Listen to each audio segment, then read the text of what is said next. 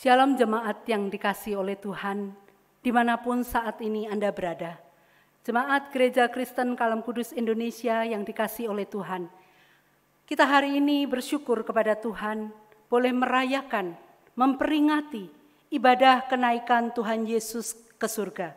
Kita bersyukur untuk diadakannya hari ini. Kita akan bersama-sama memulai ibadah pada pagi hari ini. Saya mengundang jemaat sekalian bangkit berdiri. Kita akan meneduhkan hati kita di hadapan Tuhan. Kita akan bersama-sama mempersiapkan diri untuk mengikuti ibadah kenaikan Tuhan Yesus di surga. Mari kita bersama-sama berteduh sejenak di hadapan Tuhan.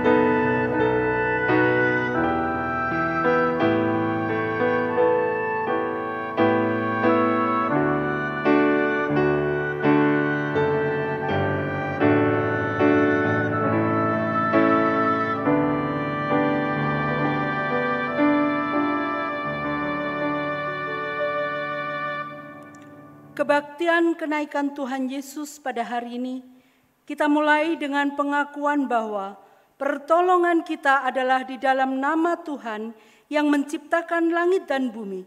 Turunlah kiranya atas kita sekalian kasih karunia, rahmat dan damai sejahtera dari Allah Tritunggal, Allah Bapa, Putra dan Roh Kudus. Amin. Bapak Ibu yang dikasihi oleh Tuhan, mari kita menaikkan pengagungan kita kepada Dia, karena hanya Dialah yang patut kita sembah, kita muliakan. Dialah Allah yang menyelamatkan kita. Dia adalah Allah yang menyediakan tempat bagi kita, dan kelak kita akan bersama dengan Dia di surga yang mulia.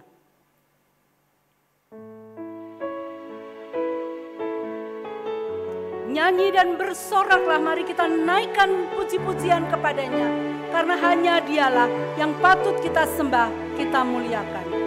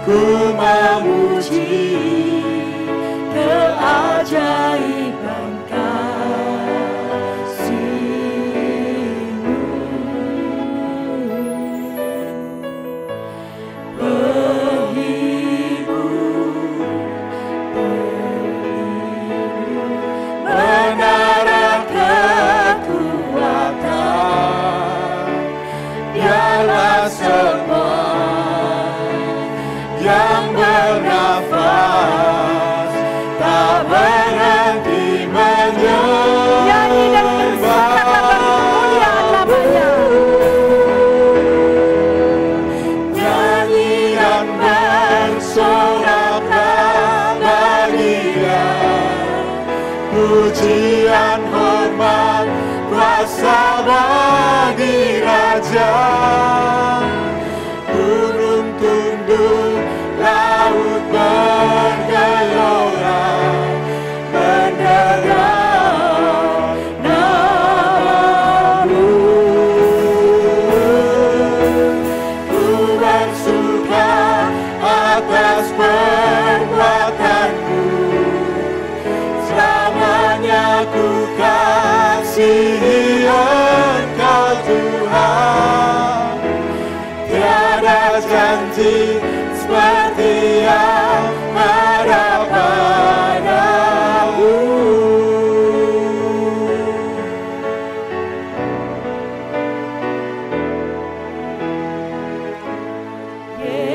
Yesusku, penyelamatku, tiada yang seperti Engkau. Setiap hari ku memuji keajaiban kasih-Mu.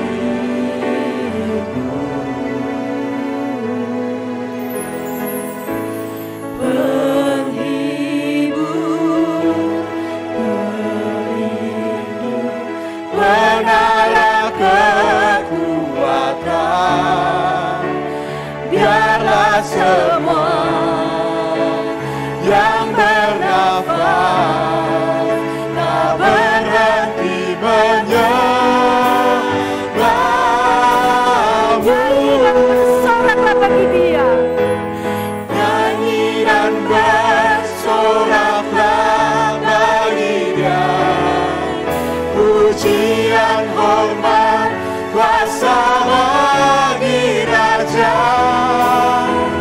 Gunung tunduk, laut bergelora, mendengar namamu.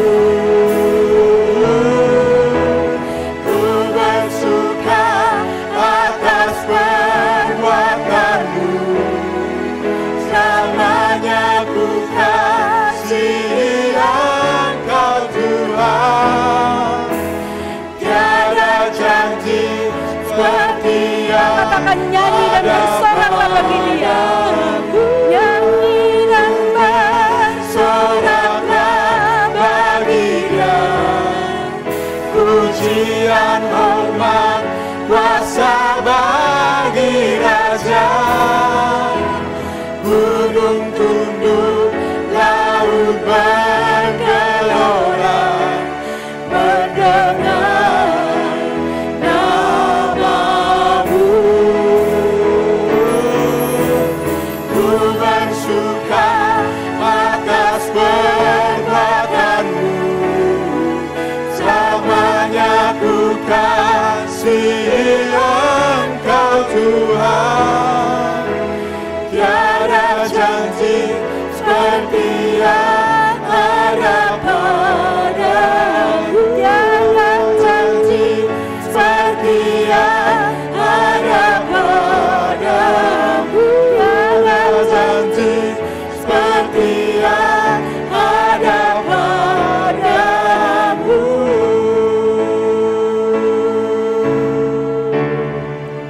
To God be the glory.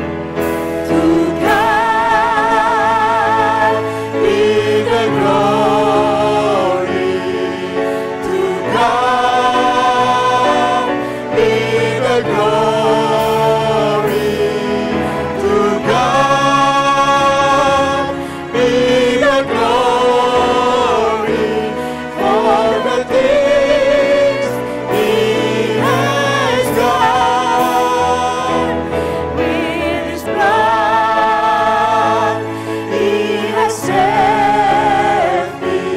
With His blood, He has raised me.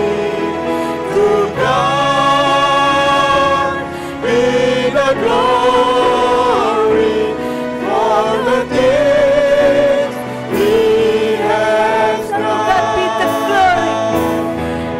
To God be the glory. Segala puji, hormat, kemuliaan bagi namanya. Biarlah kita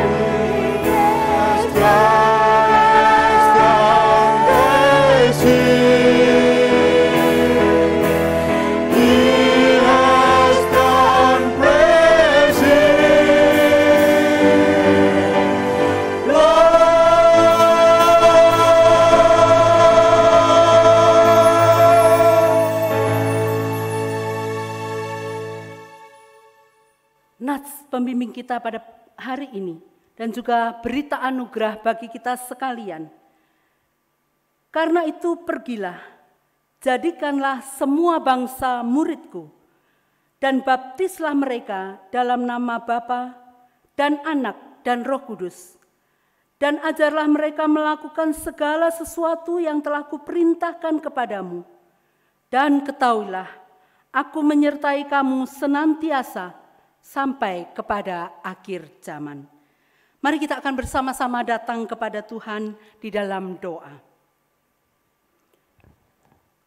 Maha besar Allah Bapa kami yang bertahta di dalam kerajaan surga yang mulia. Sungguh Tuhan, kami menaikkan, memuji, membesarkan nama-Mu. Oleh karena keagungan-Mu di bumi dan di surga. Sungguh Tuhan, Engkau adalah penguasa, pemilik alam semesta ini, termasuk juga hidup kami. Kami bersyukur dan berterima kasih. Pada hari ini, kami boleh memperingati kenaikan Tuhan Yesus di surga yang mulia. Kami bersyukur Tuhan, karena kasih-Mu yang begitu besar, Engkau rela mati bagi kami. Engkau rela Tuhan berada bersama-sama dengan kami di bumi yang penuh dengan dosa ini.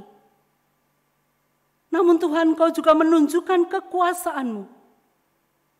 Bangkit kembali dari antara orang mati.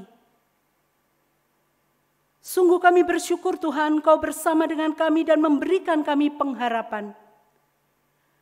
Bahkan ketika Engkau naik ke surga, kami tahu Tuhan, Engkau menyediakan tempat bagi kami di surga yang mulia. Dan juga ada satu perintah yang Tuhan berikan kepada kami, untuk kami memberitakan Injil, di mana di bumi, di tempat kami saat ini berada. Terima kasih Bapa, untuk kasih sayang Tuhan yang begitu besar dalam hidup kami, yang telah menebus kami dari lubang kubur, sehingga hidup kami dipulihkan, mengalami penyertaan Tuhan, pertolongan Tuhan. Terima kasih Bapa untuk kasih yang begitu besar. Kami tahu dalam hidup kami tidak selalu kami melakukan hal-hal yang baik, tidak selalu kami memikirkan kehendak Tuhan. Namun ketika kami datang kepada Tuhan pada hari ini, kami memohon belas kasih dan kemurahan-Mu ya Tuhan. Kiranya Engkau mengampuni segala dosa dan kesalahan kami. Sehingga tatkala kami menaikkan pujian kami, tatkala hati kami dipenuhi dengan ucapan syukur, kami boleh datang kepada Tuhan dan menaikkan segala puji hormat sembah kami bagi kemuliaan nama-Mu. Kami serahkan seluruh ibadah kami pada hari ini Tuhan, dari awal, pertengahan hingga akhirnya. Kiranya Tuhan hadir di tengah-tengah kami. Terpujilah nama-Mu Tuhan, segala puji hormat kemuliaan bagi nama Tuhan. Demi nama Tuhan kami Yesus Kristus, Allah yang hidup, Allah yang bangkit, dan Allah yang naik ke surga. Kami berdoa. Amin. Bapak Ibu Saudara yang dikasihi oleh Tuhan, bersama dengan gereja di segala abad dan tempat, kita akan mengikrarkan pengakuan iman kita, pengakuan iman rasuli. Aku percaya kepada Allah, Bapa yang Maha Kuasa, Khalik langit dan bumi, dan kepada Yesus Kristus, Anak-Nya yang tunggal Tuhan kita, yang dikandung dari Roh Kudus, lahir dari anak darah Maria, yang menderita sengsara di bawah pemerintahan Pontius Pilatus, disalibkan, mati dan dikuburkan, turun ke dalam kerajaan maut.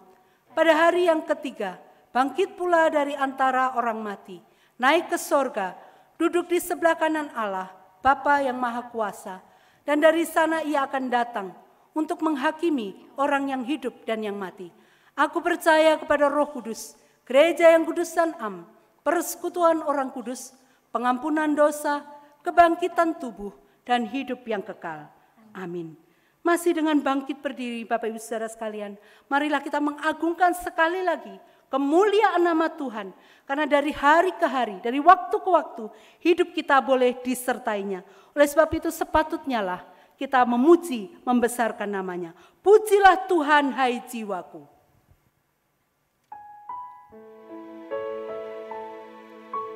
Pujilah Tuhan, hai jiwaku. Pujilah namanya dengan segenap hatiku. Pujilah namanya di tempat yang maha kudus. Pujilah Tuhan, hai jiwaku.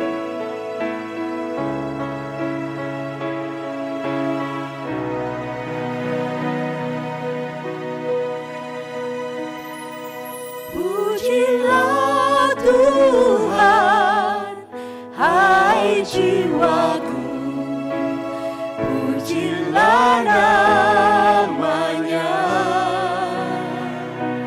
dengan senang hati. Ku sembah namamu yang kudus.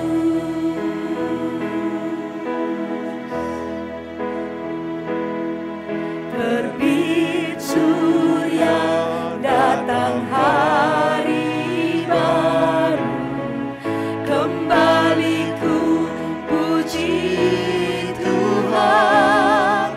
Apapun yang lalu, apapun yang di depanku, ku bernyanyi saat malam tiba. Pujilah Tuhan, hai jiwaku. Pujilah namanya dengan senang hati.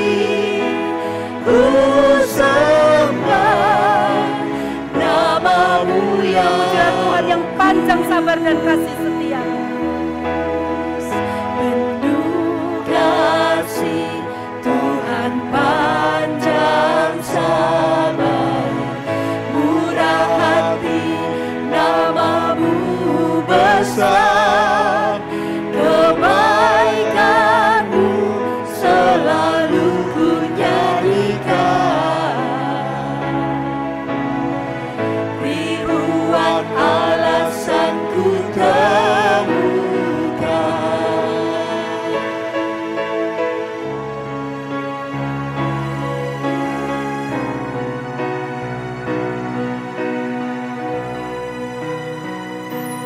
Pujilah Tuhan, hai jiwaku.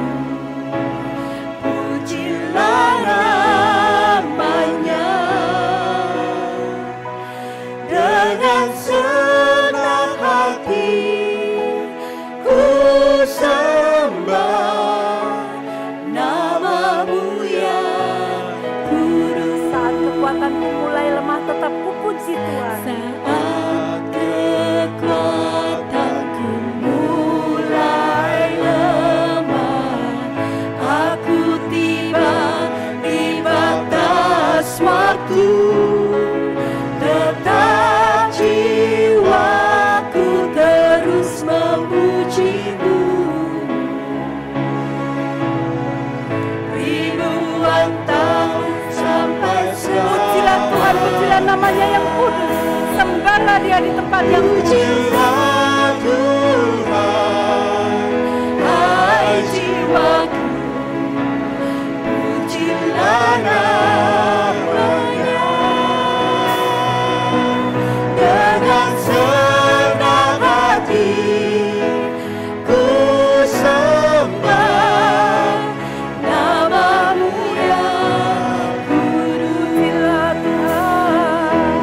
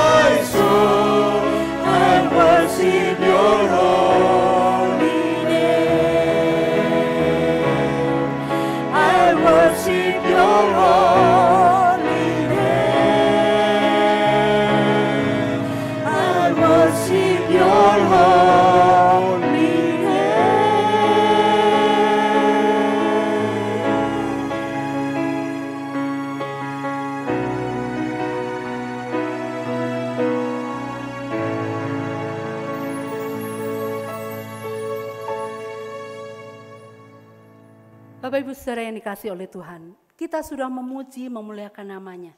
Dia yang tidak pernah meninggalkan kita. Itulah pengharapan bagi kita orang yang percaya. Pengharapan kita juga boleh dikuatkan. Tatkala dia naik ke surga, seolah-olah dia meninggalkan kita seorang diri. Tetapi kita tidak perlu bersusah hati.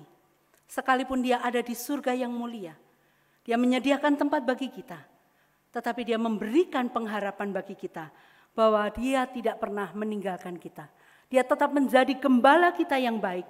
Dia tetap memimpin kita di air yang tenang. Dia akan terus mengasihi kita sampai akhir zaman. Gembala baik bersuling nan merdu akan kita nyanyikan, mengingatkan pemeliharaan Tuhan atas hidup kita.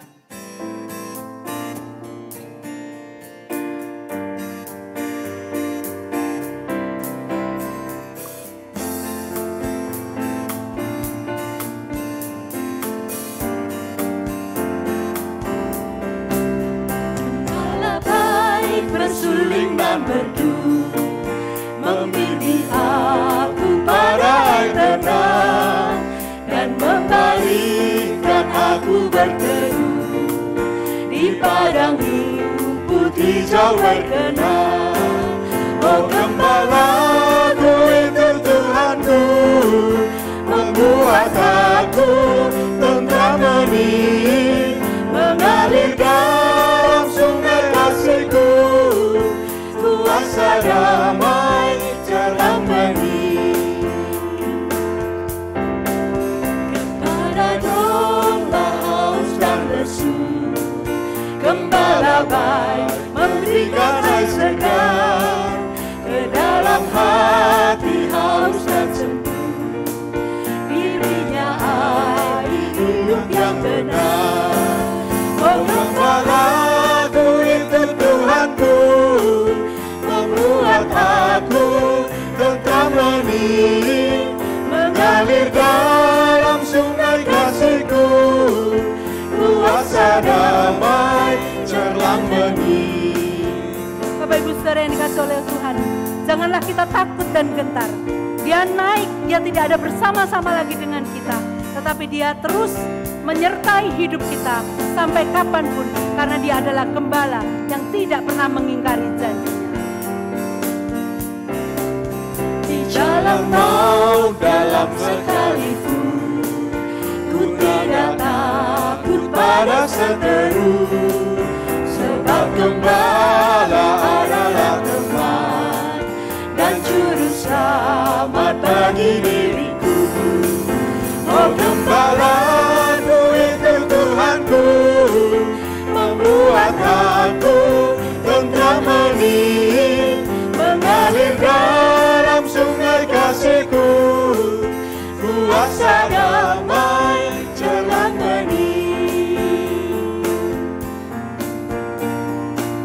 Biarlah lagu ini memberikan keteduhan di dalam hati kita, bahwa dia gembala kita yang agung. Sekalipun dia di surga, dia tetap menjadi gembala kita yang memimpin hidup kita, yang memberikan kita ketentraman. Jemaat yang dikasihi oleh Tuhan, bukan hanya berhenti ketika Tuhan memberikan kepada kita penyertaan, janjinya digenapi dalam hidup kita. Tetapi ada satu perintah yang tidak boleh kita lupakan. Perintah yang harus kita lakukan selama kita hidup di dalam dunia ini. Selama kita sebagai orang yang percaya akan kasih-Nya, kematiannya, kehidupannya, kebangkitannya, dan juga kenaikannya ke surga. Ada satu hal yang harus tetap kita lakukan sampai kita berjumpa kembali dengan Tuhan Yesus di surga yang mulia. Yaitu berita Injil yang harus kita beritakan kepada banyak orang, kepada orang-orang yang ada di sekeliling kita. Dan biar itu menjadi gaya hidup kita, kesukaan kita mengabarkan Injil Tuhan yang mulia. Ku suka mengabarkan.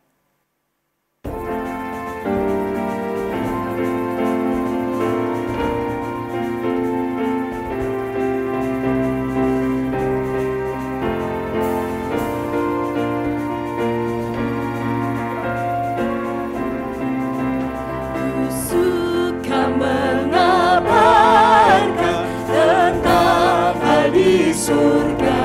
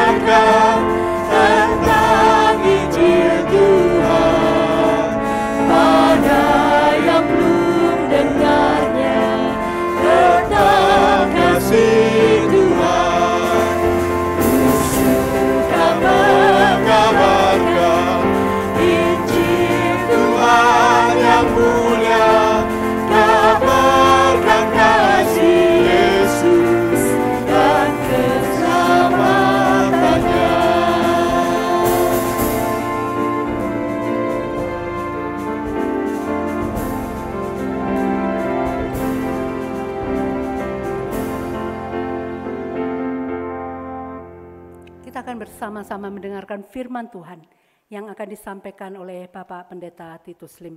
Waktu dan tempat disilakan. Shalom, jemaat yang dikasihi oleh Tuhan. Puji syukur kepada Tuhan, pada hari ini kita masih diberikan kesempatan untuk boleh bersama-sama beribadah. Sekalipun kita mengadakan ibadah secara online, namun biarlah ibadah ini membawa kita untuk lebih dekat kepada Tuhan. Untuk terus menguatkan iman dan meneguhkan iman kita. Terlebih pada hari ini kita juga bersama-sama beribadah untuk memperingati hari kenaikan Tuhan kita, Yesus Kristus. Sebelum kita membaca dan merenungkan firman Tuhan, mari kita berdoa. Dengan hati yang bersyukur kepadamu Tuhan, hari ini kami boleh kembali diberikan satu kesempatan untuk bersama-sama beribadah.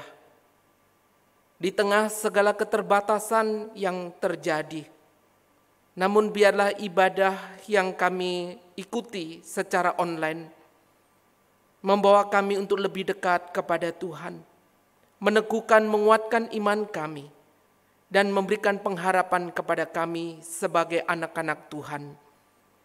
Tidak menghilangkan semangat kami untuk kami terus mengikuti ibadah secara online ini dengan baik dan setia. Terlebih pada hari ini, tatkala kami boleh bersama dengan umat Tuhan di seluruh permukaan bumi, hendak menyambut dan merayakan satu peristiwa besar yang penting, yaitu kenaikan Tuhan Yesus di surga yang mulia. Kiranya Tuhan memberkati secara khusus pada saat kami akan bersama-sama membaca, merenungkan firman Tuhan. Kami berdoa kiranya Allah Roh Kudus yang berkenan hadir dan memberkati setiap kami. Sebab kami sadar akan keterbatasan akal budi pikiran kami, keterbatasan pemahaman kami. Biarlah kiranya melalui pertolongan Allah Roh Kudus, kami dimampukan untuk memahami dan mengerti apa yang menjadi pesan dari firman Tuhan. Lebih daripada itu, bukan hanya kami mengerti, tetapi juga kami lakukan di dalam kehidupan kami.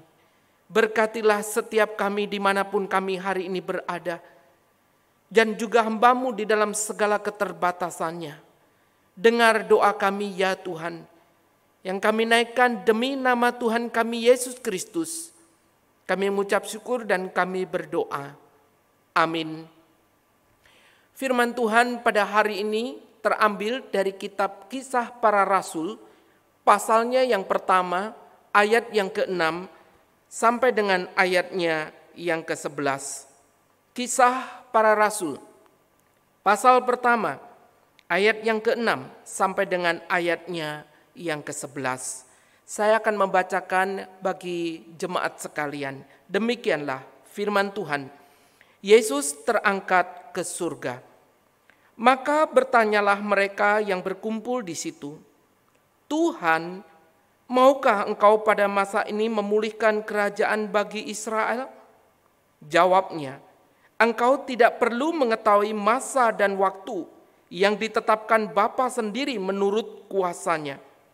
Tetapi kamu akan menerima kuasa kalau Roh Kudus turun ke atas kamu, dan kamu akan menjadi saksiku di Yerusalem dan di seluruh Yudea dan Samaria dan sampai ke ujung bumi. Sesudah ia mengatakan demikian, terangkatlah ia disaksikan oleh mereka, dan awan menutupnya dari pandangan mereka.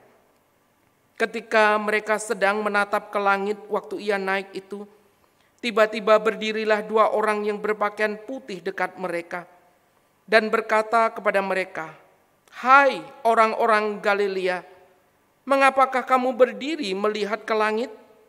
Yesus ini yang terangkat ke surga meninggalkan kamu akan datang kembali dengan cara yang sama seperti kamu melihat dia naik ke surga." Sampai sejauh ini pembacaan firman Tuhan. Selamat dan berbahagia bagi kita yang membaca, merenungkan, serta melakukan firman Tuhan di dalam kehidupan sehari-hari. Jemaat yang dikasihi oleh Tuhan, pada waktu berita serius tentang virus corona yang terjadi pada awalnya di Wuhan, lalu kemudian menyebar ke negara-negara lain. Pada waktu itu, sebagian besar masyarakat Indonesia masih menanggapi berita tersebut dengan santai. Bahkan di sana juga bermunculan guyonan-guyonan di media sosial. Nah, guyonan-guyonan yang disampaikan ini mengatakan bahwa masyarakat Indonesia itu tidak akan mungkin terkena virus corona. Apa alasannya? Mereka mengatakan dalam guyonan itu bahwa orang Indonesia itu kuat, orang Indonesia itu hebat-hebat. Bapak Ibu, dalam guyonan itu mereka menyampaikan paparan tentang alasan mengapa orang Indonesia itu hebat dan kuat. Tentu saja apa yang disampaikan ini hanyalah bersifat satir atau kalimat satir saja. Jadi bukan berdasarkan hal-hal yang ilmiah. Sebagai contoh Bapak Ibu, mereka mengatakan bahwa orang Indonesia, masyarakat Indonesia itu terbiasa kalau katakanlah makanan itu jatuh, kemudian belum 5 menit dipungutnya, lalu kemudian dimakan kembali. Yang berikutnya, mereka mengatakan bahwa tubuh orang Indonesia itu kuat. Bagaimana tidak? Bayangkan saja mereka terbiasa makan makanan yang mengandung seperti boraks, formalin, pewarna pakaian, lalu kemudian juga pengental semen, plastik. Semuanya itu seperti menjadi makanan campuran biasa saja dalam hidup mereka. Itu sebabnya tubuh mereka sudah tahan banting. Belum lagi kita juga sering menyaksikan katanya bahwa orang mencuci 100 sendok, 100 piring, 100 gelas hanya dengan 1 ember saja, dan itu dipakai untuk mencuci semuanya itu. Saudara, yang lain juga mengatakan bahwa orang Indonesia itu kuat karena jangankan cuman asap debu, mulai dari asap rokok, asap obat nyamuk, sampai kepada asap knalpot, itu pun dihirupnya. Nah Bapak Ibu, guyonan yang lain juga mengatakan bahwa makanan di Indonesia itu bukan hanya beragam menunya, tetapi juga memiliki nama yang aneh dan tampak garang. Sebagai contoh, Bapak Ibu, di sana dikatakan ada rawon setan, mie setan, ceker setan, sambal setan. Rasanya semua makanan setan itu dimakannya. Sampai mungkin setan bertanya, lalu kami makan apa? Saudara, bahkan di sana juga ada makanan seperti sate lalat, kemudian nasi kucing, jangan kunci, kapal selam, kemudian dikatakan sayur paku, ketoprak. Lalu yang lain dikatakan masih ada oseng mercon, bahkan bakso granat. Saudara yang dikasihi oleh Tuhan, ditambah dengan camilan yang mereka makan. Saudara, camilannya pun adalah, bayangkan disebutkan, ada kuping gajah, ada lidah kucing, ada beton, ada ganjel rel, ada juga kue dolar, bahkan kuku macan, sampai kepada istilah balung ketek. Saudara yang dikasihi Tuhan, bahkan kita melihat bahwa kenyataannya orang Indonesia makan itu mulai dari usus, paru-paru, jantung, sampai isi kepala, leher, brutu. Hanya satu yang tidak dimakan, bukan? Bulu dari binatang tersebut. Saudara yang dikasihi Tuhan, inilah guyonan-guyonan yang disampaikan, yang mengatakan membuat masyarakat Indonesia itu kuat.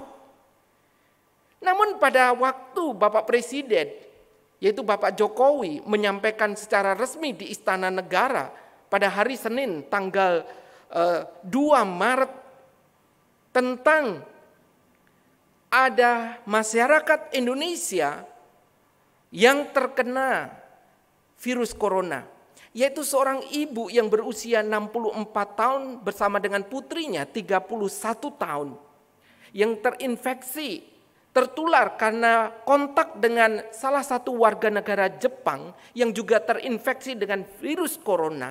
Barulah berita tentang virus corona ini menjadi sesuatu yang serius di tengah bangsa kita.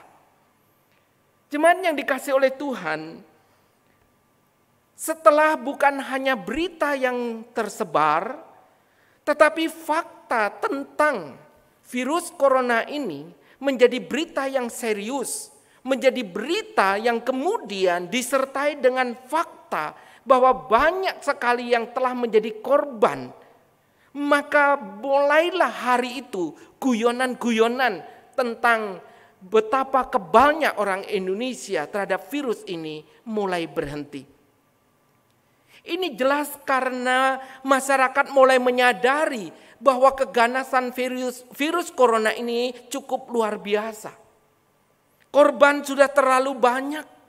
Bahkan di sana membuat orang-orang mulai tercelik betapa seriusnya penyakit ini atau virus ini, yang pada akhirnya orang mulai menyadari bahwa batas hidup dan mati itu begitu tipis.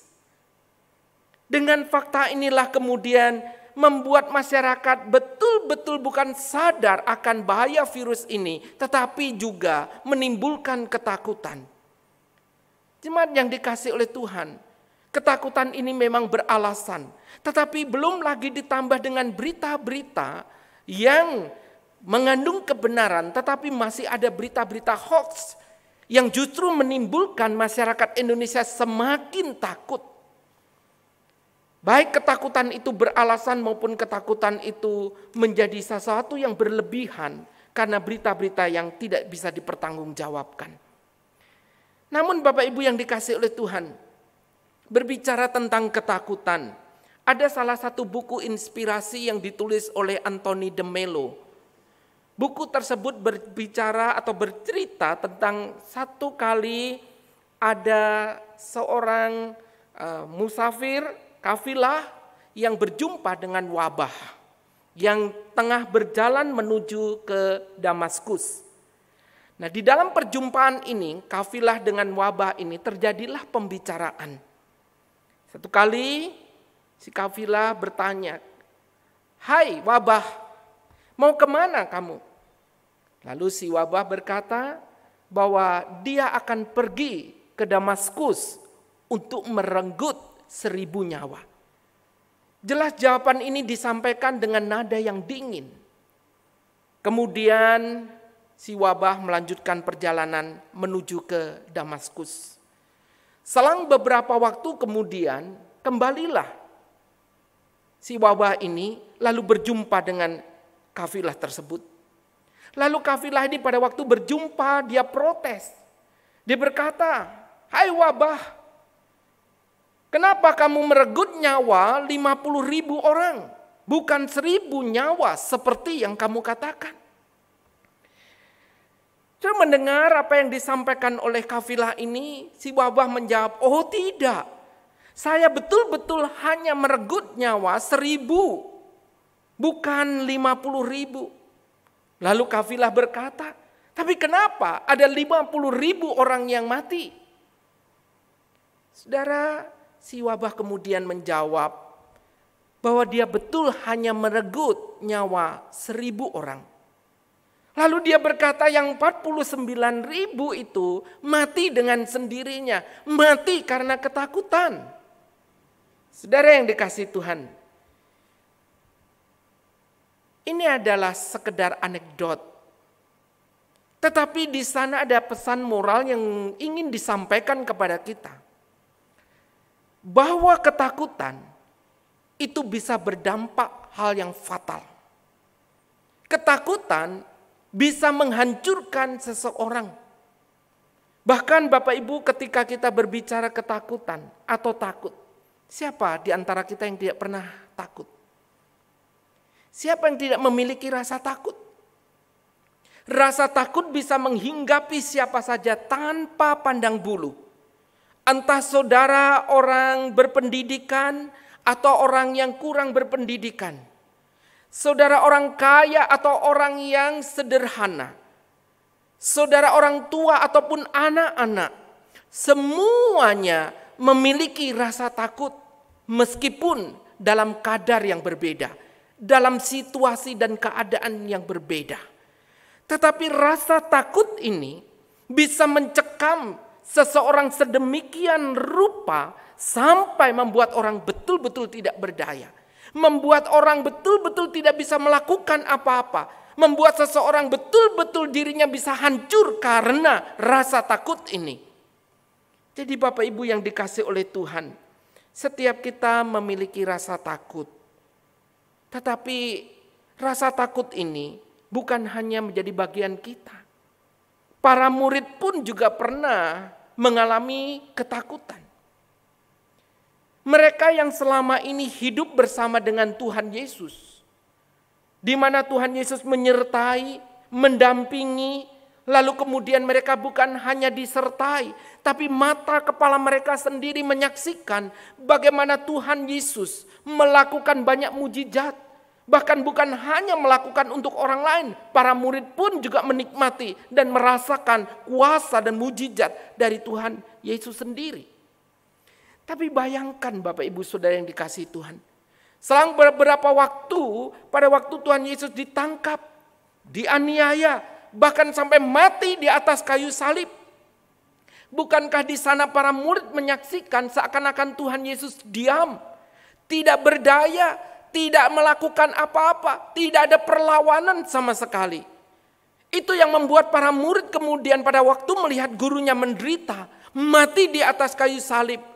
Kemudian para murid melarikan diri, meninggalkan Tuhan, bahkan di dalam ketakutan. Saudara yang dikasihi oleh Tuhan. Namun pada waktu Tuhan Yesus kemudian bangkit dari antara orang mati pada hari yang ketiga. Kemudian dikatakan oleh Alkitab Tuhan menampakkan diri selama 40 hari. Dan di sana ketika Tuhan menampakkan diri, bukan hanya menampakkan diri, berbicara, tapi berdialog, bahkan makan bersama dengan mereka. Jelas ini adalah Tuhan ingin meneguhkan iman kembali para pengikutnya. Jelas di sini menjadi satu penghiburan bahwa Tuhannya adalah Tuhan yang hidup, Tuhan yang berkuasa atas kematian. Jelas di sini menjadi satu kebanggaan bagi para murid, menjadi satu kebahagiaan bahwa Tuhan Yesus yang dipercaya, yang diikutinya, yang selama ini kemudian mati dan bangkit kembali, menjadi satu kekuatan, pengharapan, penghiburan bagi para murid. Namun kisah Alkitab memberitahu kepada kita, pada saat-saat penampakan diri, pada akhirnya Tuhan Yesus pun kemudian menyampaikan kalimat-kalimat perpisahan kepada para muridnya. Jemaat yang dikasihi Tuhan, tentu hal ini membuat mereka kembali terkejut, bukan? Setelah Tuhan menampakkan diri bahwa Tuhan itu bangkit, Tuhan berkuasa, tapi kini Tuhan mengatakan bahwa akan pergi meninggalkan mereka kembali ke surga. Saya bisa membayangkan yang selama ini mereka sudah punya pengharapan. Mereka yang selama ini sudah memikirkan bahwa Tuhan itu berkuasa. Tapi kini Tuhan akan meninggalkan kembali. Saudara yang dikasihi Tuhan, jelas apa yang ada di pikiran mereka bukan hanya terkejut. Tetapi mereka akan memikirkan kembali bagaimana mereka akan menjalani hari-hari mereka di dunia yang keras ini. Dunia yang menolak Tuhan Yesus, menolak para pengikutnya. Jelas di sini mereka juga takut ketika mereka nantinya akan berhadapan dengan para pemimpin agama. Berhadapan dengan Raja Herodes, berhadapan dengan Pilatus, berhadapan dengan orang-orang yang selama ini menentang, membenci, melawan Tuhan Yesus. Apa yang akan mereka lakukan, Bapak Ibu yang dikasihi oleh Tuhan? Bukankah mereka juga berpikir akan lebih baik Kalau Tuhan yang sudah bangkit itu adalah Tuhan yang menyertai mereka. Tuhan yang bersama dengan mereka. Tuhan yang kemudian akan mendampingi hidup mereka. Bahkan seperti yang dikatakan dalam ayat yang ke-6. Kalau memungkinkan Tuhan membangun kembali kerajaan di dunia ini, di mana Tuhan Yesus menjadi raja, Tuhan akan menghancurkan semua para musuhnya. Tuhan akan menjadi penguasa di dunia ini. Itu yang ada di benak dan pikiran para murid ketika melihat Tuhan kenapa harus naik ke surga. Jemaat, pertanyaan yang sama mungkin juga ada di dalam benak kita. Kalau begitu kenapa Tuhan yang sudah bangkit itu harus naik ke surga? Mengapa Tuhan harus meninggalkan murid-muridnya, meninggalkan kita? Saudara, mungkin itu yang ada di pikiran kita juga. Bukankah lebih baik kalau Tuhan Yesus itu tinggal di dalam dunia ini, Dia akan menyertai orang-orang percaya dan di situ akan banyak orang percaya dan mengikut Tuhan Yesus. Di sana para pengikutnya akan menjadi damai, memiliki sukacita, memiliki kebahagiaan oleh karena mereka bersama dengan Tuhan yang berkuasa itu. Dan dengan kata lain kita bisa katakan bahwa Tuhan bisa menjadi backing hidup mereka. Mereka bisa mengandalkan Tuhan. Mereka bisa berpaut kepada Tuhan karena Tuhan yang diikutinya adalah Tuhan yang berkuasa. Bukankah dengan naik ke surga justru Tuhan akan dilupakan oleh para pengikutnya? Saudara, ada begitu banyak pertanyaan dalam diri para murid dan juga mungkin kita. Kenapa Tuhan mesti naik ke surga? Tapi Bapak Ibu yang dikasih oleh Tuhan, kenaikan Tuhan Yesus ke surga merupakan peristiwa yang sangat penting dari seluruh rangkaian karya keselamatan Allah. Mulai dari kelahiran, kematian, sampai kebangkitannya. Dan di sini kita melihat kelahiran Tuhan Yesus di dalam dunia ini tidak akan pernah ada gunanya kalau Tuhan yang lahir ini tidak pernah mati di atas kayu salib. Tetapi Tuhan yang mati di atas kayu salib dan turun ke dalam dunia orang mati tidak akan pernah ada gunanya kalau Tuhan yang mati ini tidak pernah bangkit. Tetapi Tuhan yang bangkit juga tidak akan pernah ada gunanya kalau kemudian Tuhan tidak naik ke surga. Saudara, bukan hanya naik ke surga, tapi ketika naik ke surga, Dia pun berjanji akan datang menjemput orang-orang percaya. Jadi kebangkitan Tuhan Yesus, kenaikannya ke surga merupakan satu rangkaian karya keselamatan yang begitu penting. Bahkan kenaikan ke surga menunjukkan bagaimana kuasa kemuliaan dari Tuhan Yesus itu sendiri. Jemaat yang dikasih oleh Tuhan, jadi apa relevansi dari kenaikan Tuhan Yesus bagi mereka dan bagi kita?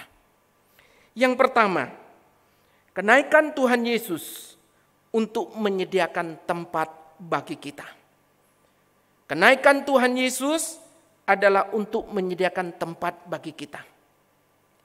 Hal ini dinyatakan di dalam kitab Injil Yohanes pasalnya yang ke-14. Sebelum Tuhan Yesus menderita, mati di atas kayu salib, Tuhan Yesus sudah menyatakan kepada para pengikutnya, para muridnya, bahwa Dia akan naik ke surga untuk menyediakan tempat bagi orang percaya. Jemaat yang dikasihi Tuhan, ini merupakan satu penghiburan yang besar, bukan? Tuhan Yesus bukan hanya menebus orang percaya, tapi Tuhan juga menyediakan satu tempat bagi orang percaya tatkala nantinya Tuhan menjemput kembali ke surga yang mulia. Saudara, ini adalah satu pengharapan yang besar bagi kita orang percaya. Tuhan Yesus yang datang ke dalam dunia adalah Tuhan yang datang dari surga yang mulia. Sehingga pada waktu Dia datang dan kemudian kembali ke surga, Dialah yang tahu jalan menuju ke surga itu. Dia itu sebabnya Tuhan berkata, "Akulah jalan, akulah kebenaran, dan akulah hidup itu." Dan disinilah Bapak Ibu menunjukkan bahwa Tuhan Yesus yang datang itu satu hari akan kembali dan menyediakan tempat bagi saudara dan saya yang percaya kepadanya. Ini adalah satu penghiburan Bapak Ibu. Ini adalah satu pengharapan bagi kita sekalian. Dalam dunia yang tidak menentu. Dalam dunia yang jelas-jelas rumah kita yang sementara ini.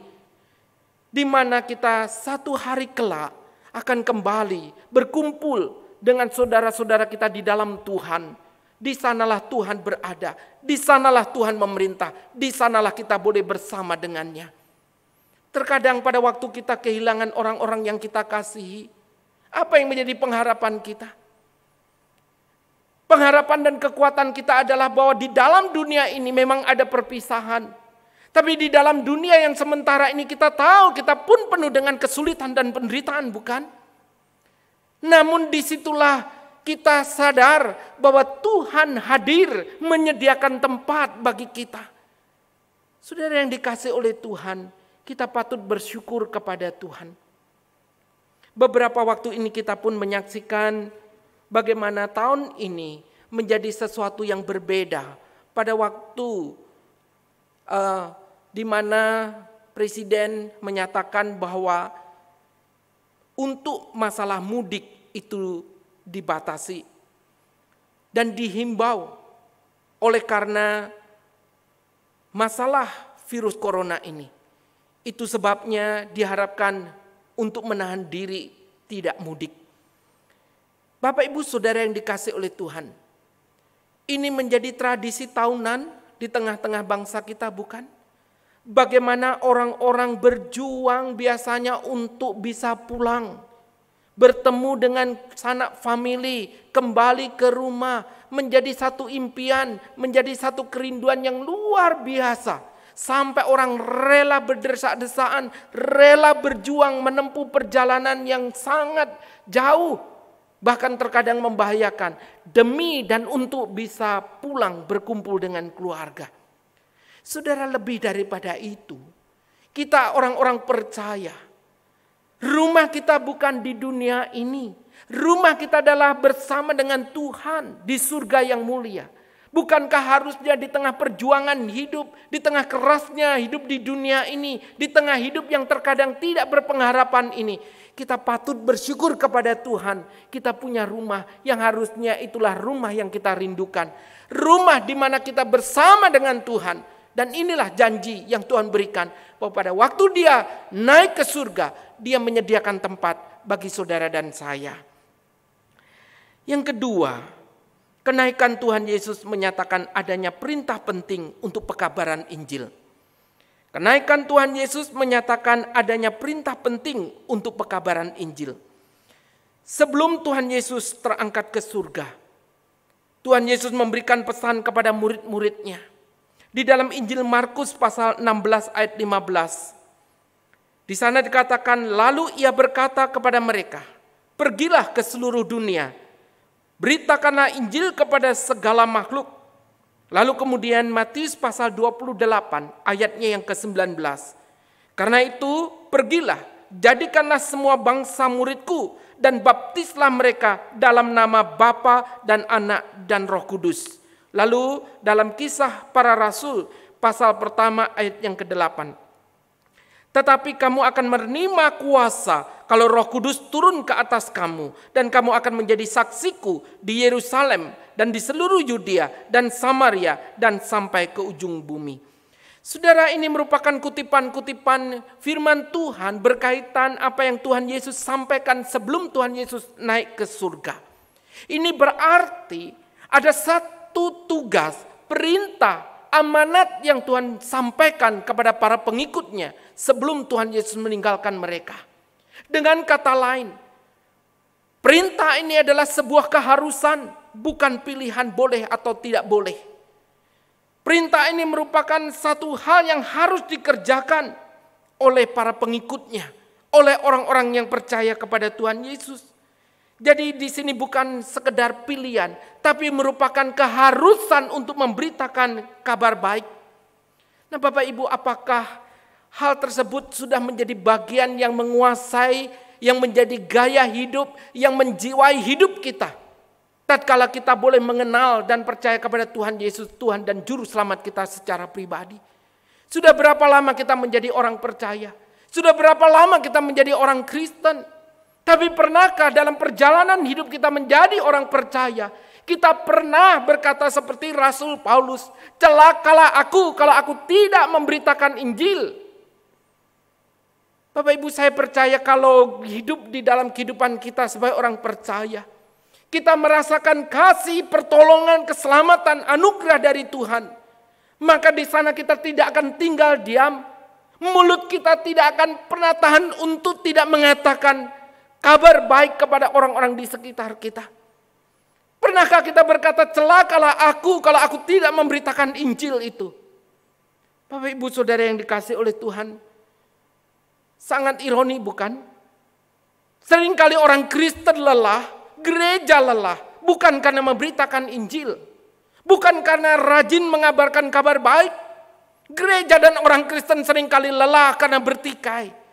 Seringkali di sana banyak mengkritik sana sini, berbicara tentang gosip, berbicara tentang keburukan orang lain. Tetapi di situ orang Kristen tidak memberitakan kabar baik. Orang Kristen berdiam diri untuk kabar baik. Saudara yang dikasihi oleh Tuhan, sampai kapan? Tidak pandang bulu berapa lama saudara menjadi orang percaya. Tidak peduli berapa lama saudara menjadi orang Kristen. Tidak peduli apa jabatan saudara. Tapi selama saudara dan saya tidak pernah mengabarkan kabar baik, saudara, pantaskah kita menyebut diri sebagai pengikut Kristus? Yang jelas-jelas dia memberitakan perintah kepada saudara dan saya untuk mengabarkan kabar baik itu. Tapi berapa banyak kita sudah mengabarkan kabar baik itu? Saudara, Bapak John Stott sebagai seorang hamba Tuhan dan penulis buku teologi, di sana beliau pernah berkata, dalam banyak hal gereja itu bukanlah tempat yang sunyi. Dentuman alat-alat musik menggema di ruang ibadah. Suara-suara pujian memenuhi ruang ibadah. Bahkan di sana dikatakan khotbah yang berapi-api juga menggema di dalam ruang ibadah. Bahkan sampai canda tawa itu masih berlanjut di tempat parkir. Beliau berkata, pada dasarnya gereja bukanlah tempat yang sunyi dan sepi, tetapi ada hal yang ironi, di mana keheningan itu terjadi di gereja. Apa maksudnya Bapak Ibu yang dikasihi oleh Tuhan? Di atas semua suara yang menggema, yang begitu meriah, begitu ramai, ada satu keheningan di mana ketika orang Kristen justru berhenti berbicara tentang kabar baik, berbicara, bersaksi tentang kabar baik. Saudara yang dikasihi oleh Tuhan, inilah keheningan yang keliru di dalam kehidupan orang percaya. Bersaksi merupakan panggilan dan tugas yang diberikan oleh Tuhan Yesus kepada kita sekalian. Di sana bukan hanya sekedar lewat kata-kata, bukan? Tetapi melalui seluruh kehidupan saudara dan saya. Kehadiran kita dimanapun kita berada hari ini. Melalui kesaksian di mana orang melihat siapa saudara dan saya ini. Bukan sekedar label orang Kristen, tetapi saudara dan saya hadir menunjukkan kesaksian yang hidup dan nyata. Saudara, masa pandemi COVID-19, bersyukur kepada Tuhan ada begitu banyak anak Tuhan yang masih bisa hadir menjadi berkat dan menjadi saksi Tuhan. Di sana gereja anak-anak Tuhan bisa berbagi. Mereka meringankan penderitaan orang di sekitar, berbagi kepada orang-orang di luar gereja. Di sana gereja hadir untuk menjadi berkat di tengah kondisi yang sulit. Anak Tuhan hadir tatkala banyak orang yang tidak lagi berpengharapan. Di sana orang hadir tatkala dunia terasa begitu gelap. Di sana orang Kristen hadir tatkala banyak orang yang menangis. Di sana orang Kristen hadir untuk membagikan kehidupan di mana banyak orang yang hari ini telah kehilangan pengharapan. Di mana saudara dan saya hari ini menjadi saksi Tuhan. Jemaat yang dikasihi oleh Tuhan. Mari kita memikirkan kembali apa yang telah kita lakukan selama ini sebagai orang percaya. Apakah kita hadir menjadi berkat? Ataukah sebaliknya, justru kitalah yang menjadi batu sandungan untuk orang melihat Kristus. Untuk melihat Kristus hidup nyata dalam diri kita. Karena perilaku kita yang buruk, hidup kita yang tidak berkenan. Atau sebaliknya, Orang melihat di dalam kehidupan saudara dan saya berkata, betul di sanalah Kristus itu nyata. Mari Bapak Ibu yang dikasihi oleh Tuhan, mengabarkan Injil melalui perkataan dan perbuatan dan seluruh kehidupan kita, dimanapun kita berada, di tempat kerja, di rumah, di lingkungan, di masyarakat, dimanapun Tuhan hari ini tempatkan. Jadilah berkat Tuhan, jadilah saksi Tuhan. Yang ketiga, kenaikan Tuhan Yesus menyatakan janji penyertaan Allah. Kenaikan Tuhan Yesus menyatakan janji penyertaan Allah. Saudara yang dikasihi Tuhan, pada satu hari kami sekeluarga mengambil cuti. Dan pada waktu kami cuti, kami pergi ke satu tempat wisata. Dan di tempat wisata itu, anak kami pingin sekali, penasaran pingin masuk ke wahana rumah misteri. Nah Bapak Ibu Saudara yang dikasihi oleh Tuhan, kami ini datang terlalu pagi, jadi pengunjung pun masih sepi. Tapi kami kemudian menuju ke wahana di rumah misteri tersebut. Jadi pada waktu masuk rumah misteri itu, saya ingat hari itu kami berempat yang masuk. Di depan itu ada anak saya, yang kedua adalah petugas dari wahana ini, ada seorang mbak-mbak yang juga ikut mendampingi masuk. Lalu kemudian istri saya dan yang paling belakang itu adalah saya. Saudara, pada waktu masuk sepertinya suasana ya seperti yang kita tahu, karena ini wahana rumah misteri, ya dibuat suasana musik itu tampak menyeramkan. Tapi ketika kami menyusuri jalanan itu, makin masuk ke dalam, Bapak Ibu ada satu tempat di mana ketika papan itu diinjak oleh orang yang berjalan yang terakhir, maka di situ ada sebuah peti, ya seperti peti mati begitu. Lalu kemudian dia bisa terbuka. Bukan hanya terbuka, tetapi juga yang di dalam peti itu keluar dan diiringi musik yang mengejutkan. Apa yang terjadi? Ketika papan itu saya injak, karena saya yang bagian terakhir, betul-betul kemudian peti itu terbuka, dan kemudian muncul dalam peti itu dan diiringi suara musik mengejutkan. Sudah anak saya yang terkejut itu teriak histeris. Nah karena dia teriak berbalik arah lalu lari. Si mbak yang penjaga wahana ini pun akhirnya ikut teriak dan kemudian ikut lari. Dan di belakangnya diikuti istri saya. Dan saya pun juga ikut lari keluar. Saudara yang dikasihi oleh Tuhan.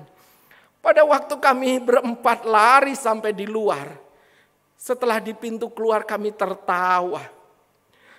Saudara, antara terkejut, takut, semua bercampur menjadi satu. Dan lebih geli lagi anak kami juga bertanya, kenapa papi mami ikut lari? Apakah karena papi mami takut?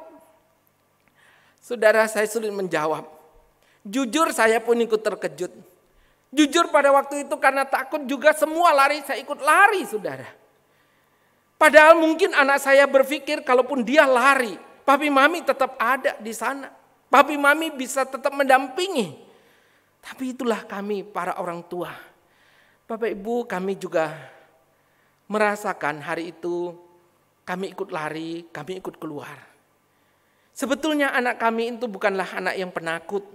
Dia itu memang gampang terkejut dan kalau sudah terkejut itu ekspresinya seperti itu tadi. Makanya kalau dia ikut permainan peta umpet, dia paling duluan tertangkap. Karena seringkali setelah temannya yang bertugas itu lalu mencari teman-temannya yang bersembunyi, anak saya selalu ginjalan di sana. Dia selalu ketakutan, lalu malah muncul duluan. Ya, karena memang dia itu paling mudah terkejut. Tetapi poin saya di sana Bapak Ibu, pendampingan penyertaan kami ini tidak menjadi jaminan untuk anak kami. Siapa yang ingin saya sampaikan? Pada waktu Tuhan Yesus naik ke surga, Tuhan juga tahu bagaimana situasi dan kondisi para pengikutnya. Itu sebabnya sebelum Tuhan Yesus naik ke surga, ketika perintah untuk mengabarkan Injil itu diberikan kepada murid, di dalam kemahatauan Tuhan, jelas di sana Tuhan tahu kegentaran para murid, tahu ketakutan para murid. Itu sebabnya di sini kita melihat bahwa Tuhan berjanji untuk menyertai mereka. Tuhan berjanji untuk bukan hanya menyertai saat itu, tetapi dikatakan sampai kepada kesudahan zaman. Nah, Bapak Ibu yang dikasihi oleh Tuhan, penyertaan Tuhan juga dikatakan akan menyertai ketika memberikan Roh Kudus yang akan mengurapi dan menyertai mereka sekalian pada waktu mereka mengabarkan Injil. Dan yang menarik Bapak Ibu, ketika janji penyertaan Tuhan disampaikan, ini adalah sebuah janji yang bersifat dinamis. Apa artinya? Artinya pada waktu para murid ini pergi memberitakan Injil, disitulah kuasa Tuhan menyertai mereka. Disitulah Tuhan berkenan atas berita kabar baik itu. Ini menunjukkan apa Bapak Ibu yang dikasihi Tuhan? Ini menunjukkan bahwa tatkala orang Kristen, orang percaya, pergi mengabarkan kabar baik, Tuhan menyertai mereka. Tuhan memberikan kuasa kepada mereka. Tuhan menolong mereka untuk mengabarkan kabar baik ini. Teman yang dikasihi Tuhan, di dalam kondisi ini kita melihat bagaimana tatkala kuasa ini diberikan, itu disertai dengan murid-murid yang taat kepada perintah Tuhan. Bukan sebaliknya. Jangan mimpi di siang bolong kalau kemudian tatkala kita bermalas-malasan, tatkala kita tidak peduli dengan kabar baik perintah Tuhan ini, lalu kita mengatakan, Tuhan berikan kuasa itu kepada saya. Seringkali kita menginginkan kuasa tanpa pernah kita mau taat kepada Tuhan. Tapi kita diingatkan Bapak Ibu yang dikasihi oleh Tuhan, bagaimana kuasa Tuhan ini membuat orang-orang yang dulu hanya sekelompok kecil, yang kemudian mereka mampu mengubah dunia ini. Mereka yang mampu memberitakan Injil kemanapun mereka berada. Membuat orang-orang yang dulu memberontak melawan Tuhan, akhirnya mereka bertobat dan percaya kepada Tuhan Yesus. Jemaat yang dikasihi Tuhan, kita melihat pada akhirnya penyertaan Tuhan itu bukan hanya terjadi pada waktu itu. Bahkan sepanjang perjalanan kehidupan orang percaya, perjalanan gereja sampai dengan hari ini, kuasa Tuhan itu nyata. Menyertai orang percaya, menyertai gerejanya di tengah pergolakan, penolakan, tantangan, tapi gereja orang percaya tetap ada. Bahkan di sana kita melihat semakin banyak orang yang mengenal dan percaya kepada Tuhan Yesus. Jemaat yang dikasihi oleh Tuhan, satu kali kami pergi ke Surabaya.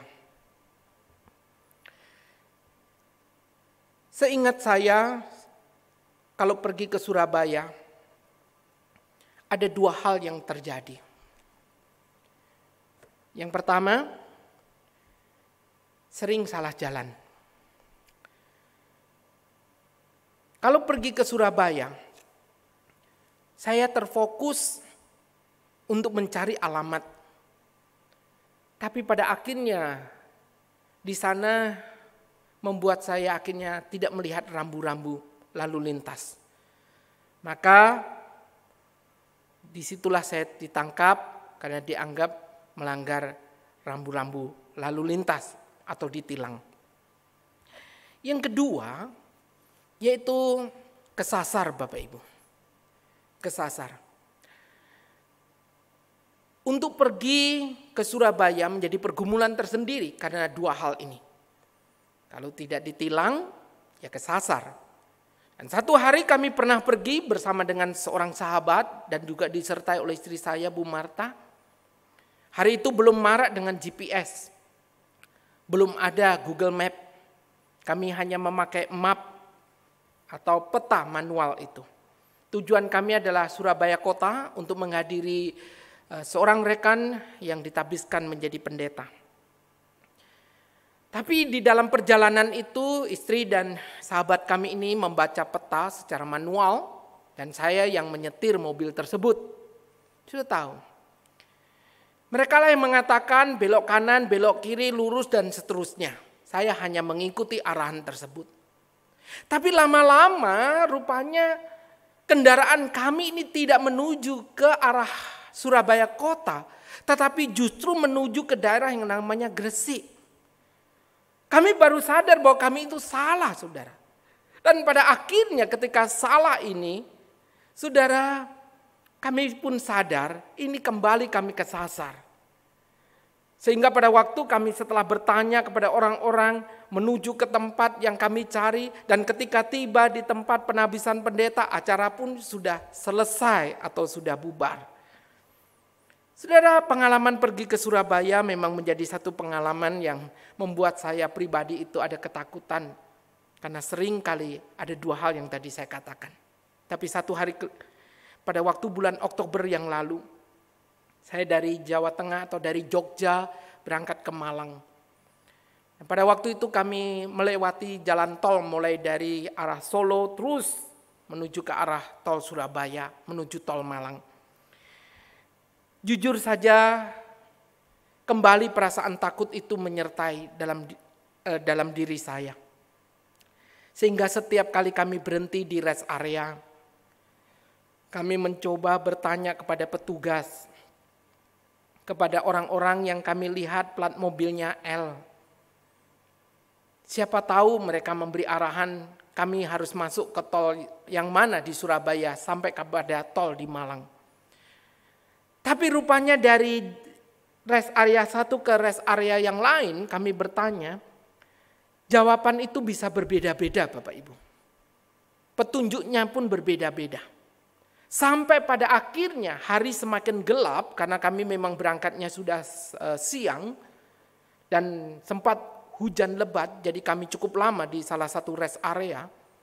Sehingga pada waktu kami hendak menuju rest area yang terakhir sebelum masuk tol Surabaya itu, semakin saya gelisah, semakin kami ini takut untuk kesasar kembali. Apalagi hari sudah semakin malam. Ketika di rest area terakhir itulah Bapak Ibu, istri saya bertanya kepada seseorang yang sedang ada di dalam mobil, duduk di tengah dengan pintu yang terbuka. Dan ketika bertanya tentang arah ke Surabaya, tol yang akan dilewati, sungguh luar biasa Bapak Ibu. Orang yang sedang sibuk dengan gadgetnya ini kemudian dimatikan, gadgetnya kemudian dia turun keluar dari mobil dan memberikan jawaban yang ramah sekali. Saudara, bukan hanya ramah, tetapi orang ini sangat santun dalam memberikan arahan. Dan beliau pun mengakui bahwa sesungguhnya beliau bukan asli orang Surabaya.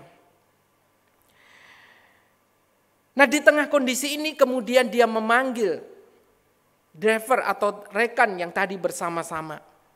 Dan yang mengejutkan adalah rekannya ini ketika bertemu dengan orang yang sedang berbicara dengan Bu Marta ini lalu mengatakan, "Siap komandan, siap komandan." Saudara, pada waktu mendengar, melihat hal ini, kami baru sadar bahwa di depan kami ini adalah seorang yang penting. Seorang yang punya pangkat atau kedudukan.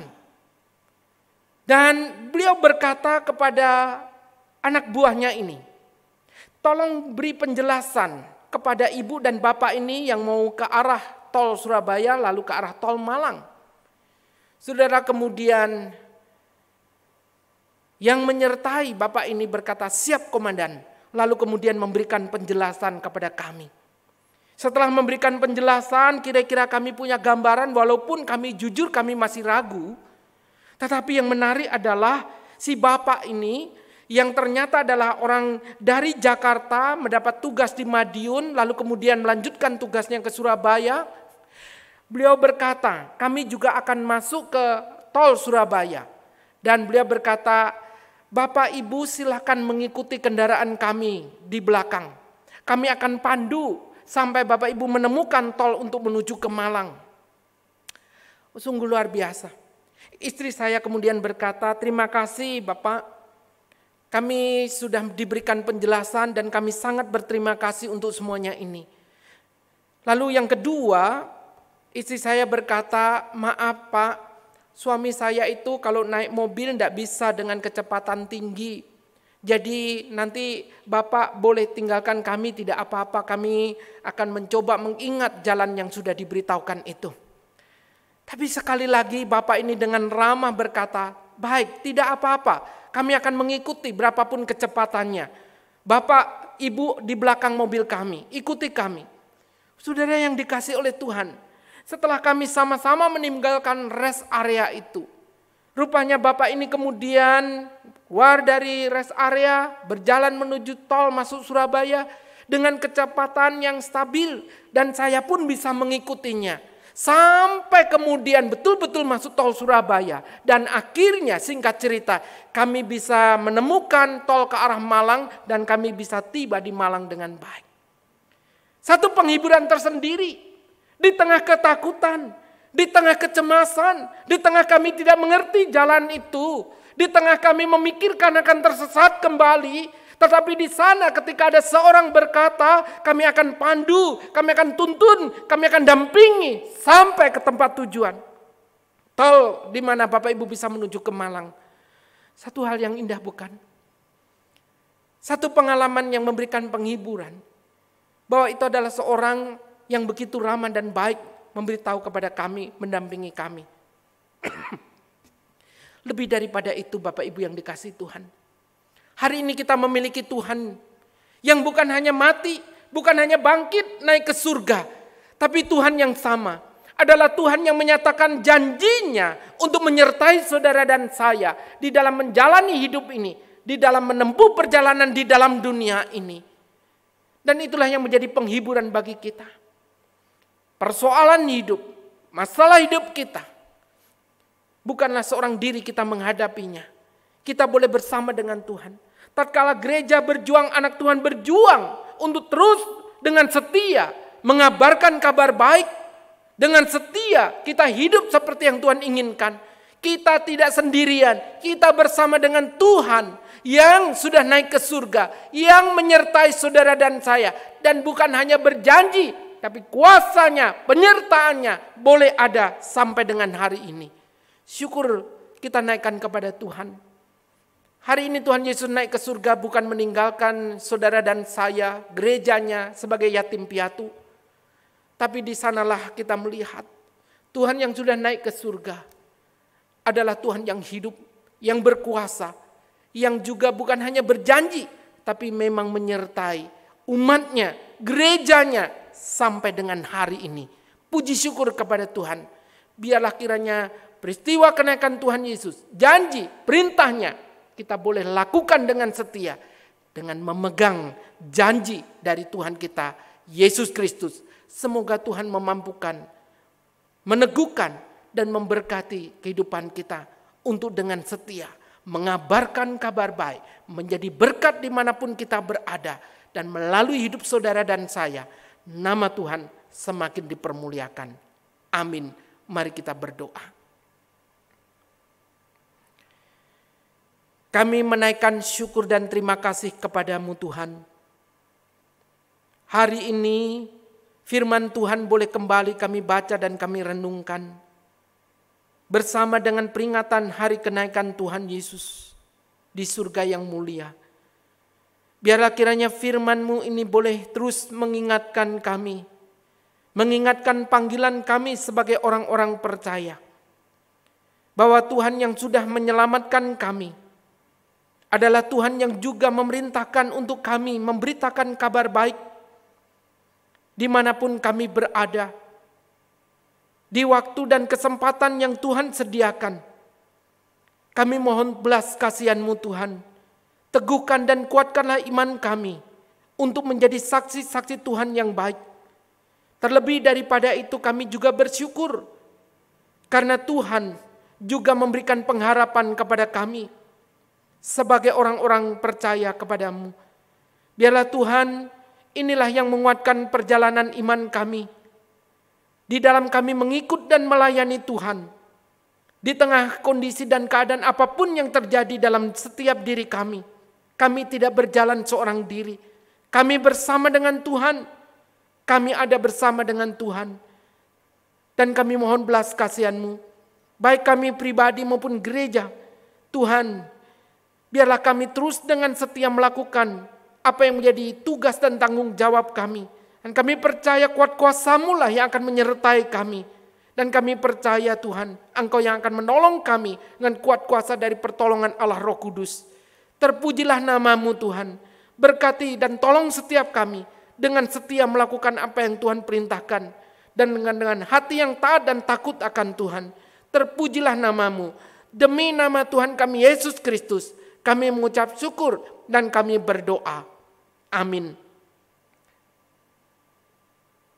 Demikianlah Bapak Ibu yang dikasihi oleh Tuhan, firman Tuhan yang boleh kita renungkan pada hari ini. Selamat memperingati hari kenaikan Tuhan Yesus. Tuhan memberkati. Demikianlah firman Tuhan yang boleh kita dengarkan pada hari ini. Kiranya firman Tuhan ini terus memberikan kita pengharapan dan juga perintah untuk melaksanakan pemberitaan Injil boleh kita lakukan dengan setia. Bapak Ibu yang dikasihi oleh Tuhan, hari ini kita juga diberikan kesempatan untuk membawa persembahan kita kepada Tuhan. Persembahan yang Bapak Ibu kumpulkan dapat diberikan atau ditransfer kepada masing-masing gereja di mana Bapak Ibu beribadah. Biarlah persembahan ini adalah persembahan yang lahir dari hati kita yang terdalam. Memberikan yang terbaik kepada Tuhan. Semua bagi kemuliaannya. Kita akan membawanya dengan menyanyikan pujian bagi Yesus Tuhanku.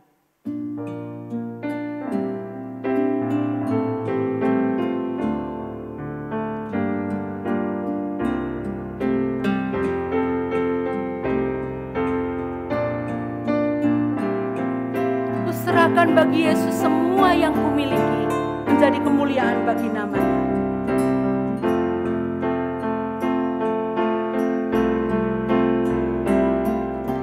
Ku serahkan bagi Yesus semua yang kumiliki,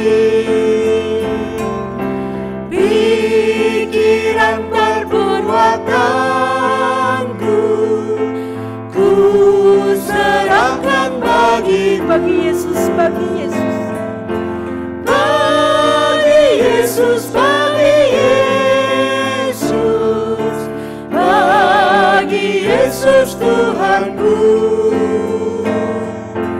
Bagi Yesus, bagi Yesus. Bagi Yesus Tuhanku. Tanganku serahkan bagi Yesus.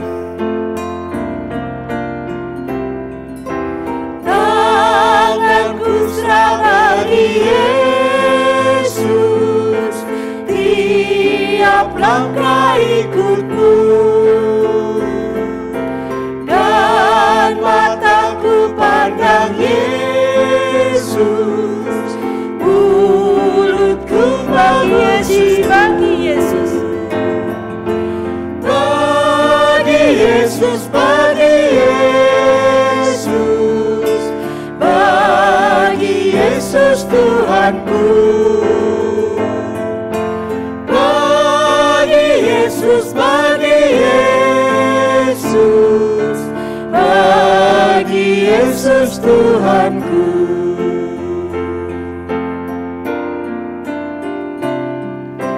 Semenjak ku pandang Yesus, ku sampaikan dunia. Bila ku ingat salibmu, kau menjadi milikku. Bagi Yesus, bagi Yesus. Bagi Yesus, bagi Yesus. Bagi Yesus Tuhanku.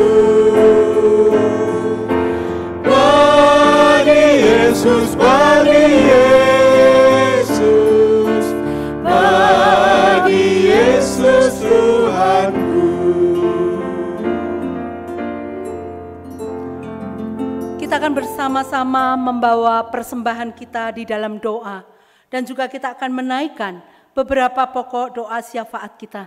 Kita akan bersama-sama juga nanti berdoa untuk pemerintahan negara kita, khususnya di tengah pandemi COVID-19 ini. Kiranya pemerintah diberikan hikmat bijaksana.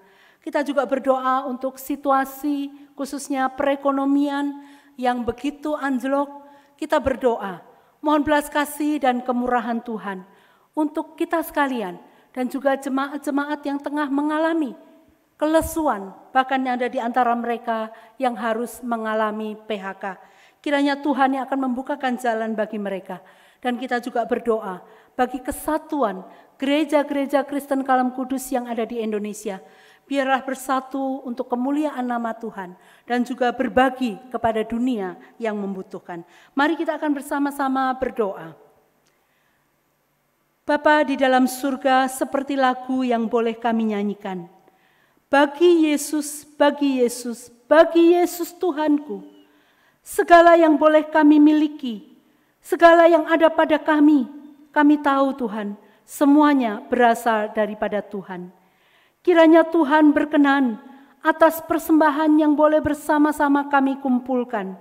Kiranya Tuhan yang akan memberkati, menyucikan dan menguduskan, boleh dipakai bagi pelayanan pekerjaan Tuhan di gereja-gereja Tuhan. Kiranya Tuhan memberkati dan menolong melalui persembahan ini ya Tuhan. Kami diingatkan bahwa hidup kami, diri kami bukan untuk kami sendiri lagi, melainkan bagi kemuliaan nama Tuhan. Kami bersyukur dan berterima kasih Tuhan, boleh berbagian di dalam persembahan pada hari ini. Kiranya segala puji hormat kemuliaan bagi nama Tuhan. Saat ini Bapa, kami juga menaikkan beberapa pokok doa kami. Kami berdoa untuk pemerintah negara kami, Republik Indonesia, dan juga negara-negara lain ya Tuhan, yang saat ini tengah mengalami pandemi COVID-19. Engkau tahu Tuhan, ini begitu mewabah, membuat kami merasa takut, membuat kami merasa gentar. Saat ini kami berdoa menyerahkan untuk pemerintah kami yang tengah berupaya Tuhan, untuk melakukan pencegahan supaya wabah ini tidak semakin meluas. Tuhan, kami berdoa, kiranya Engkau memberikan hikmat dan kebijaksanaan kepada presiden kami beserta jajarannya di dalam menentukan langkah-langkah Tuhan untuk mengurangi penyebaran wabah pandemi ini. Kami memohon belas kasih dan kemurahan-Mu ya Tuhan, sehingga melalui pemerintah kami Tuhan, Engkau akan menolong semuanya dapat diatasi dengan baik. Kami juga berdoa Tuhan untuk perekonomian bagi bangsa dan negara kami. Kami tahu Tuhan di tengah pandemi ini ada begitu banyak anak-anak Tuhan yang kehilangan mata pencaharian mereka. Mungkin mereka yang bekerja di pabrik-pabrik, di tempat-tempat lain ya Tuhan. Mereka harus mengalami pemotongan gaji sampai dengan mereka mengalami PHK. Tuhan, pada saat ini kami memohon belas kasih dan kemurahan Tuhan.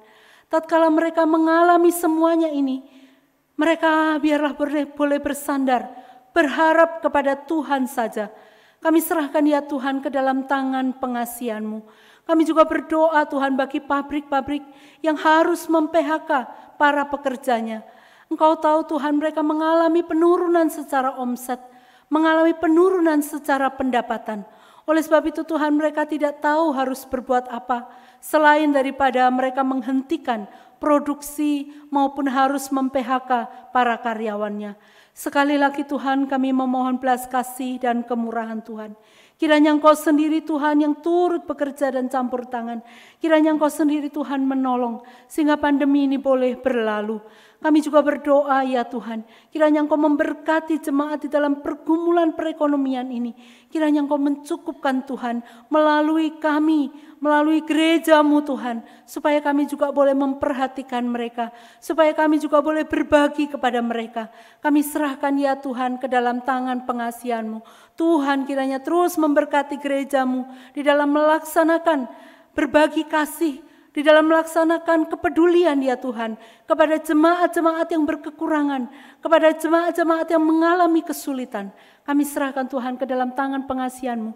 Jadikanlah kami Tuhan perpanjangan tangan kasih-Mu kepada mereka yang membutuhkan. Kami juga berdoa Tuhan bagi sinode kami, Sinode Gereja Kristen Kalam Kudus Indonesia. Kami terus mendoakan kiranya Tuhan memberkati segenap kepengurusan yang ada.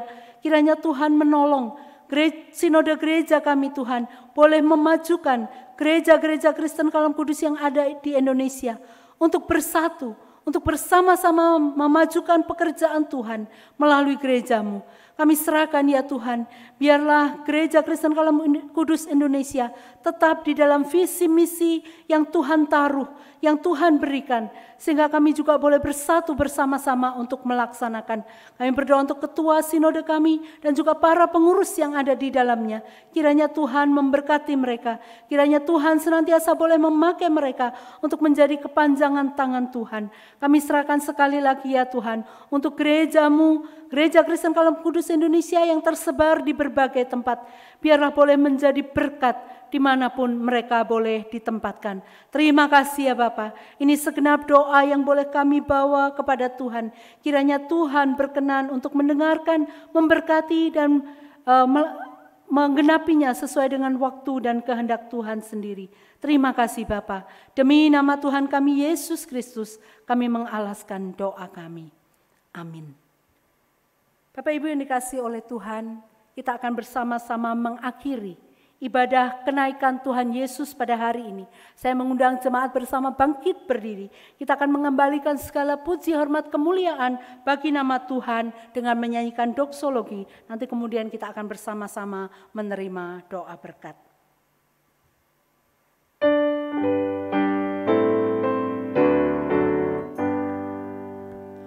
Puji Allah Bapa Putra, puji Allah Roh Kudus, ketiganya yang esa, pohon selamat sumber berkat.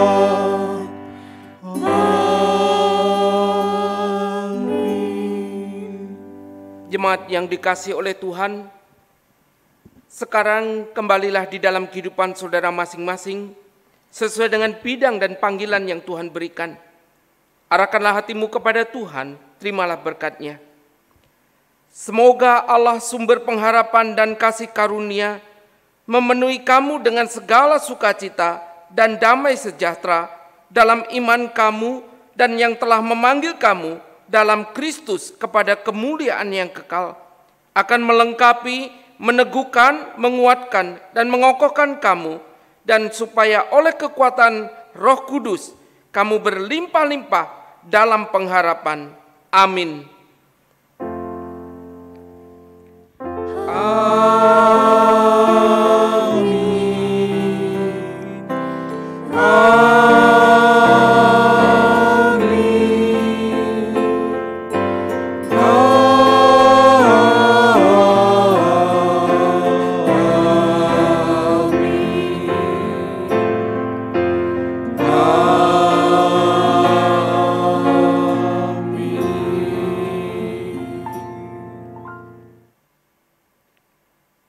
Jemaat dipersilakan untuk duduk. Demikianlah ibadah kenaikan Tuhan Yesus pada hari ini boleh kita selesaikan dan kita boleh mengambil waktu teduh. Ibadah selesai. Tuhan Yesus memberkati.